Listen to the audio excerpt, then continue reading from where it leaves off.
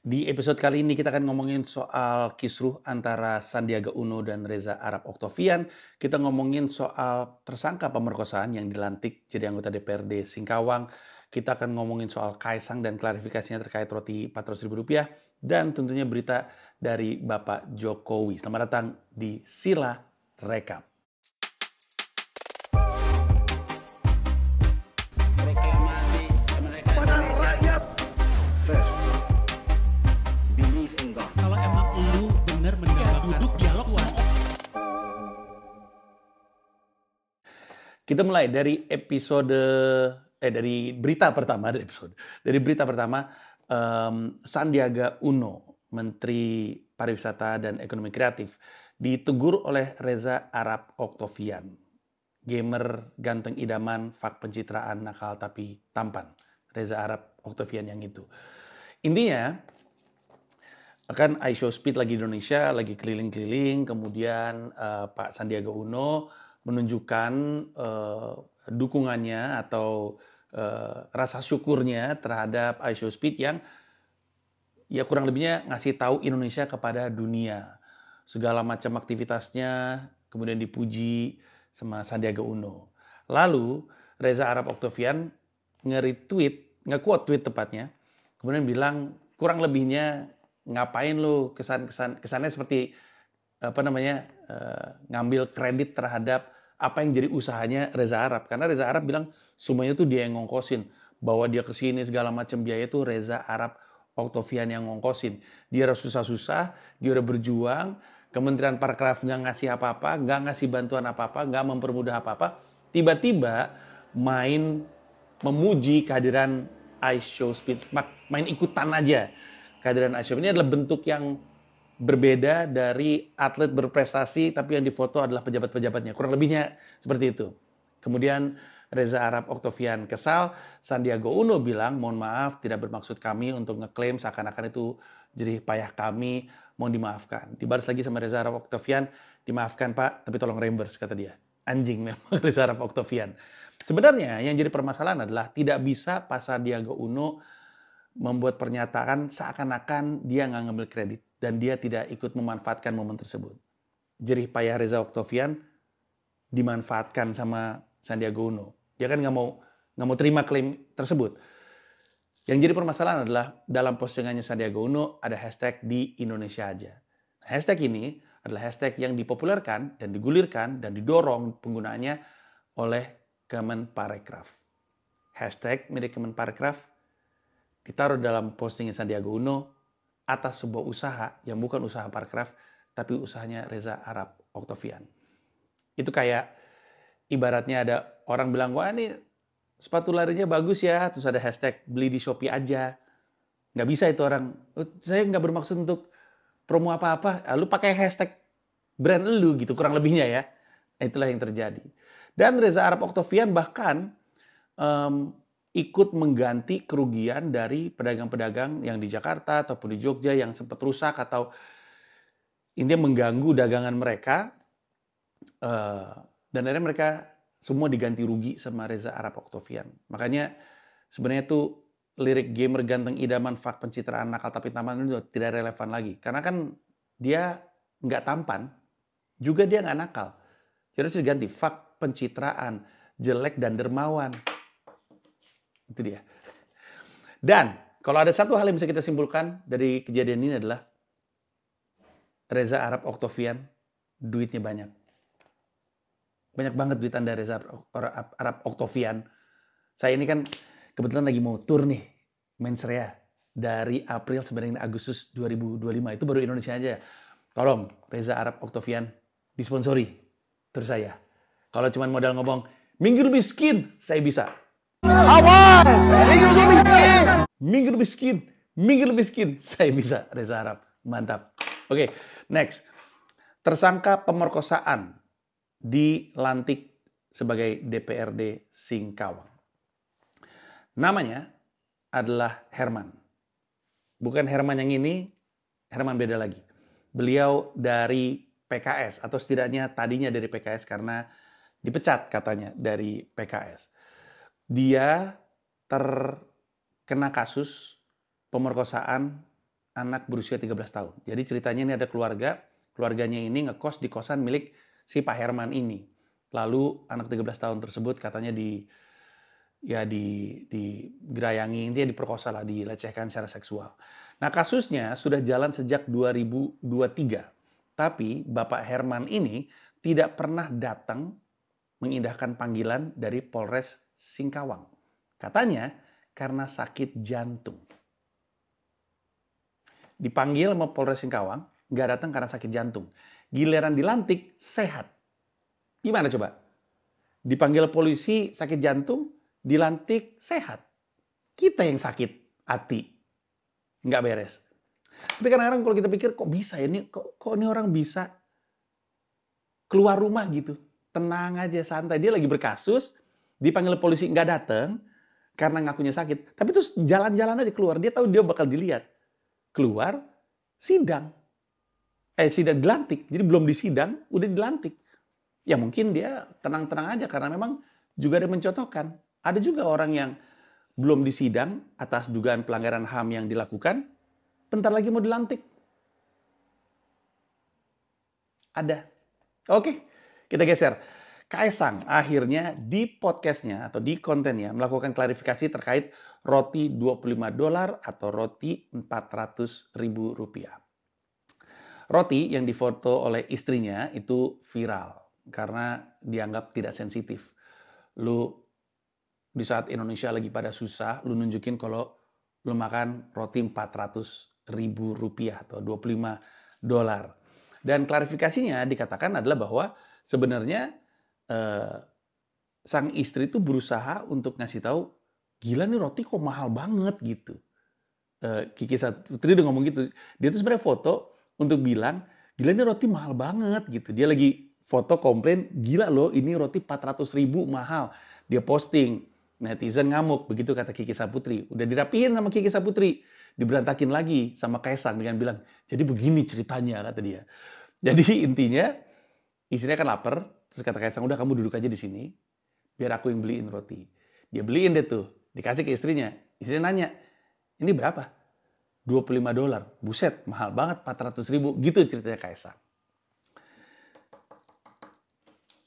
Jadi kesimpulannya, Kiki Saputri yang berusaha untuk rapi-rapi diberantakin lagi sama Kaisang. Kenapa? Karena dari cerita Kaisang dijelaskan bahwa pada akhirnya roti dibeli. Emang rotinya disebut mahal. Ini mahal banget roti, tapi tetap lu beli kan? Tetap lu beli pada akhirnya. Itu bukan, itu namanya, Pak Kaisang mau tahu nggak? Itu namanya humble brag. Aduh, roti saya mahal nih, tapi kan lu beli.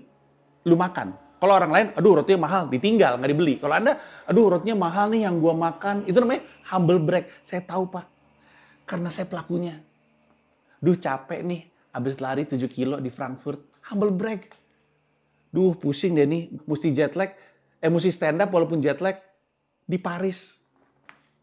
Itu namanya humble brag itu. Aduh pusing, mesti stand up nih di Paris, lagi jet lag. Itu adalah humble brag. Jadi itu yang sebenarnya Bapak. Sebenarnya lagian ya, mendingan Pak Kaisang beserta istri udah minta maaf aja. Minta maaf aja. Maaf kami tidak sensitif. Karena Anda ini adalah anak dan menantu dari seorang presiden. Presiden tuh bekerja untuk rakyat. Rakyat yang masih banyak nggak punya duit. Masih kesusahan. Boro-boro bisa beli roti Rp400.000. Saya sebut 2 kata untuk diriset sama Pak Kaisang beserta istri. UMR Bantul. Nah, cek sendiri aja. Lanjut kita. KPU mengizinkan Rano Karno menggunakan nama Sidul dalam kertas pemilihannya. Jadi ini sempat bikin heboh karena ya kan kita tahu Rano Karno kan terkenal karena karakter Sidul. Nah sekarang Sidulnya, nama Sidul itu bisa tertulis di surat suaranya ketika nanti di pencoblosan. Dan banyak yang merasa ini tuh keputusan yang kontroversial karena kan Sidul itu sebenarnya karakter Betawi memang. Dan memang Rano Karno itu lagi berusaha untuk menjadi wakil gubernur DKI Jakarta. Masalahnya kan Rano Karno kan bukan orang Betawi. Rano Karno kan orang Minang kalau saya tidak salah ya.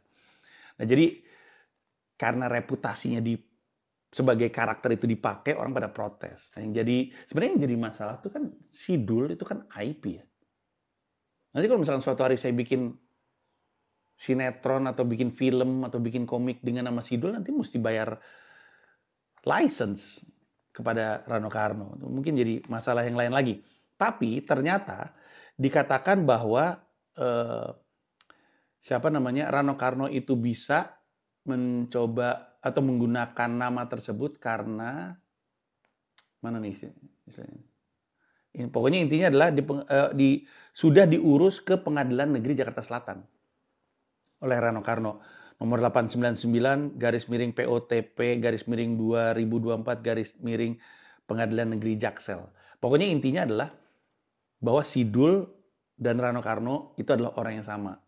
Kayaknya ini kurang lebih yang dilakukan juga sama Tinatun. Tinatun itu di kertas pencoblosannya itu namanya Tinatun. Padahal kan tadinya nama aslinya bukan Tinatun, tapi udah diurus di Pengadilan Negeri Jakarta. Mana gue nggak tahu. Sehingga nama dia jadi Tinatun. Tinatun tuh jadi nama resminya dia. Soalnya kan kalau di DPR dan di DPRD kan nggak ada fotonya ya. Di kertas suara. Adanya cuman di Presiden dan Wakil Presiden dan DPD. Makanya waktu itu Komeng, namanya nama asli Komeng, tapi karena fotonya Komeng, orang nyoblosnya Komeng gitu.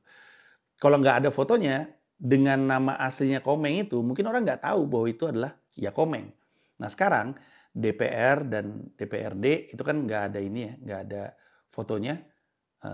Ketika namanya Tinatun, orang nggak, oh ini Tinatun gitu. Jadi Tinatun waktu itu diuntungkan. Dan kurang lebihnya, ini juga yang dilakukan sama Rano Karno. Walaupun Rano Karno di pilkada dan tentu fotonya kelihatan di kertas suaranya.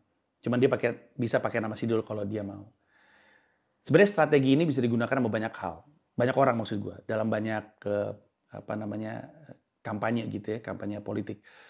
Ada banyak artis-artis sekarang yang bisa ngurus namanya sehingga nama artisnya bisa jadi di kertas suara. Walaupun gak ada foto, orang bisa tahu, oh nih Aziz Gagap, ini Aziz Gagap gitu. Kalau pakai nama aslinya mungkin nggak kepilih. Ini diuntungkan sama banyak orang. Teman saya, Deddy Corbuzier, bisa dia. Kalau misalkan misalkan dia nyalek DPR gitu ya, di kertas suaranya Deddy Corbuzier, dicoblos. Pasti, karena nama artisnya. Siapa yang mau nyoblos nama Cahyadi Sunjoyo? Siapa Cahyadi Sunjoyo? Nggak ada yang tahu. Cahyadi Sunjoyo, siapa? Nggak ada yang tahu. Deddy Corbuzier tahu. Oke, selanjutnya. Bapak Jokowi kembali membuka ekspor pasir laut. Setidaknya itulah tudingan banyak sekali pihak, termasuk protes dilayangkan oleh Ibu Susi Pujiastuti yang sempat menjabat sebagai Menteri Kelautan dan Perikanan. Masih ingat beliau? Ya. Beliaulah yang kemudian diganti oleh Menteri dari Gerindra. Ketika Gerindra dibawa masuk sama Pak Jokowi, Pak Prabowo masuk, Pak Sandiaga Uno masuk, Pak Edi Prabowo masuk. Pak Edi Prabowo menjabat sebagai Menteri Kelautan dan Perikanan dari Gerindra. Habis itu korupsi. Ditangkap. Ya, Ibu Susi yang itu. Ibu Susi intinya protes lah. Mau disebut pasir laut, mau disebut sedimen, jangan diekspor. Gitu kurang lebihnya. Pak Jokowi sendiri memang bilang, ini tuh bukan pasir laut. Ini tuh sedimen. Terus kata Pak Jokowi, memang bentuknya pasir di laut, tapi bukan pasir laut. Itu sedimen. Gitu kata Pak Jokowi. Nggak tahu ya Pak Jokowi. Kalau kata FIFA, bedanya pasir laut dan sedimen itu adalah pasir laut itu adalah sedimen, tapi tidak semua sedimen adalah pasir laut. Karena ada kayak bebatuan dan segala macamnya. Tapi intinya Pak Jokowi, kalau Pak Jokowi bilang, enggak kok, itu sedimen, bukan pasir laut. Memang sedimen itu berupa pasir di laut, tapi bukan pasir laut. Itu agak-agak kayak bilang, enggak kok, kita nggak ekspor gula. Kita ekspor tebu gitu misalnya. Kurang lebihnya mirip. Atau gini aja deh. Nggak tahu ya Pak, Bapak mau ngomong apa gitu ya. Terkait bedanya pasir laut sama sedimen. Tapi bagi kami, saya terutama, itu sama-sama aja. Ujung-ujungnya ada pasir laut yang ke bawah, walaupun disebut sedimen gitu. Ada pasir laut yang ke ekspor. Karena kalau misalkan ya, ada coklat-coklat keluar dari pantat. Bapak bilang itu bunga pasir. Di mata saya, itu tetap tai kucing Pak. Bapak mau ngomong itu bunga pasir 100 kali juga bagi saya itu adalah tai kucing. Ya udah. Ngomong-ngomong soal Pak Jokowi juga mengeluhkan susahnya cari kerja zaman sekarang. Beliau mengatakan, kurang lebihnya di berita ini dikatakan bahwa eh, beliau ngelihat tahun 2030 akan ada bonus demografi, tapi kemudian bonus demografinya bisa jadi beban kalau tidak berhasil disediakan lapangan pekerjaan untuk generasi-generasi emas ini kurang lebihnya. Menurut Pak Jokowi, susahnya untuk mendapatkan pekerjaan bagi generasi sekarang adalah karena pertumbuhan ekonomi global yang melambat. Itu katanya Pak Jokowi. Ya, di antara begitu banyak orang di Indonesia, saya sih percaya kalau Pak Jokowi bilang nyari kerja untuk generasi sekarang susah. Orang dia aja masih harus nyariin kerjaan untuk anaknya sendiri.